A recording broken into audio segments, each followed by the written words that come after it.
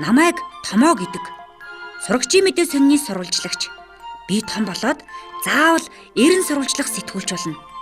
Миний тухай түүх ингээд л болоо.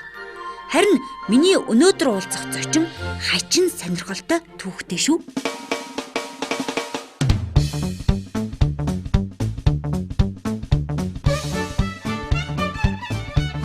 Сайн байна уу аврагч Мазаалай? Сурвалжлагч Томоо миний бие сурвалжлах хийхээр ирлээ. Тэгэхээр юм бичдэг хүү байх нэ? Та яагаад аврагч болсноо бидэнд ярьж өгөөч. Би гол ус ховор говь нутагт төрсөн. Говийн ургамал амьтад олон зуун жилийн турш энэ л нутагта амьдарч ирсэн юм.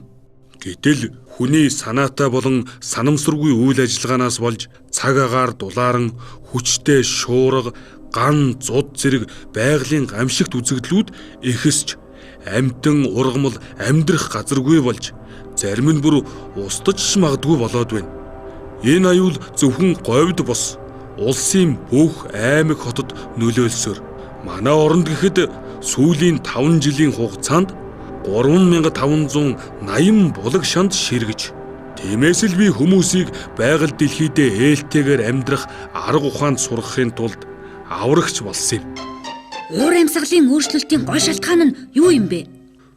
Олон шалтгаан байгаач хамгийн гол нь нүүрс, машины утаа, цахилгаан эрчим хүчний буруу хэрэглээ, ус модоо хайрлахгүй байгаагаас үүдэлтэй юм. Уур амьсгалын өөрчлөлтөөс урьдчилан сэргийлэхэд хүн бүрийн оролцоо чухал. Бид цахилгаанд хэмнэлттэй чийдэн болон сэргээгдэх эрчим хүчийг ашиглаж эрчим хүчээ хэмнэж болно. Мөн усаа заавал хэмнээрэй. Дэмий урсгасан ус дэлхийн уур амьсгалын өөрчлөлтөд улам сөргөөр нөлөөлдөг юм шүү. Түүнчлэн нэг удаагийн хэрэглээнээс татгалзаж хог хаягдлаа ялгаж байгаарай. Шатхуун их зарцуулдаг том машин бүү сонго. Түүний оронд цахилгаан хөдөлгүүртэй машин сонгох, ундаг дугуй унах, явган алхах зэрэг нь эрүүл мэндэд ч тустай. Их дэлхийд маань ч хэрэгтэй. Эцэст нь хэлэхэд өрх бүр мод, бут, зүлэг ногоо тарьж байгаль дэлхийгээ авраарай. Олон нийтэд тулгуурласан гамшин эрсдлийг бууруулах үндэсний хөтөлбөр.